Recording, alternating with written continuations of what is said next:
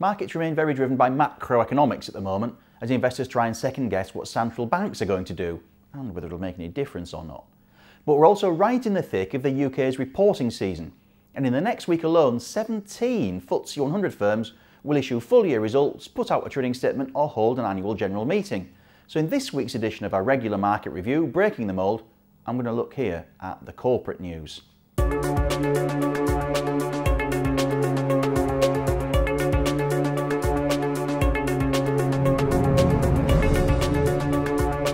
Hello, I'm Russ Mould, AGMs Investment Director, and three firms capable of causing a big fuss in the coming week are banking behemoth Barclays, which issues full-year numbers on Tuesday the 1st of March, miner and commodities trader Glencore, which also issues finals on that day, and broadcaster ITV, which issues its full-year figures on Wednesday the 2nd. So let's start with Barclays, now under the guidance of Jess Staley, its fourth chief executive of the decade.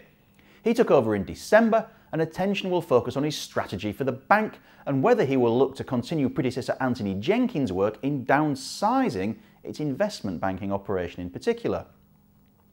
Other issues to watch include whether any more provisions are needed against protection payment insurance mis-selling claims, any more regulatory issues, and perhaps whether the bank has any substantial loan exposure to the stricken oil industry. HSBC has just admitted it's taken some loan impairments there. Now the figures are therefore likely to be messy, but in headline terms, the analyst consensus is for adjusted pre-tax income of around £6.7 billion against 2.7 a year ago. Analysts are also looking for a slight increase in the dividend from 6.5p to 6.55p. Now just as important will be the outlook statement, as the consensus is for another increase in adjusted pre-tax profit to over £8 billion and in the divvy to 8.3p. If those forecasts come good, well, Barclays' earnings would be above the pre-financial crisis peak. Although the dividend will be nowhere near past highs, it'll still be enough for a yield above 5% if paid as expected. Now, as you can tell, you had a few ifs and buts in there, and like banking shares worldwide, Barclays has been hammered of late. So the market, well, it doesn't really seem to believe the numbers. We'll see who's right.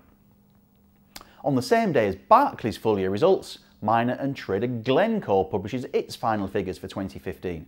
This wildly volatile stock has been driven by movements in commodity prices, concerns over its debt pile, and plans outlined by boss Ivan Glasenberg to cut costs, capex and the dividend to get those debts down. Watch out for comments on all of those, especially after this month's reassuring debt refinancing and any guidance on production figures for key commodities, zinc, nickel and especially copper. Note how Glencore's shares perform relative to that particular commodities price. The self-help programme looks encouraging and debt reduction is helpful, but ultimately the shares need an upturn in commodity prices. And also note the role played by the powerful trading arm. It's a big chunk of the company's earnings, and to buy the stock you have to believe Mr. Glasenberg's traders are going to always be smarter and more profitable than everyone else's.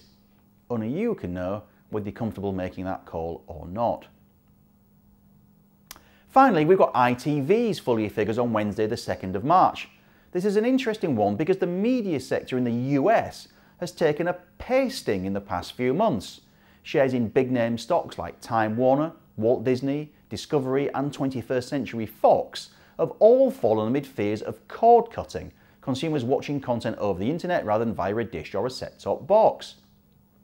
This is America's S&P 500 Media Index.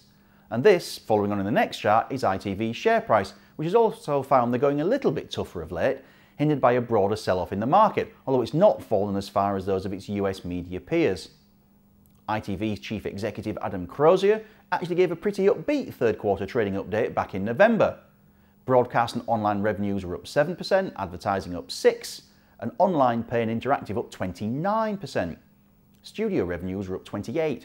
So they're the benchmarks for the full year figures, where consensus is looking for pre-tax income north of 800 million quid and a dividend of 6p a share. Besides those numbers, watch out for an update on acquisitions such as UTV in broadcast and Talpa in studios and content, where ITV does seem to be making waves despite the critical panning handed out to Beowulf. Thank you for watching, and I look forward to seeing you next time.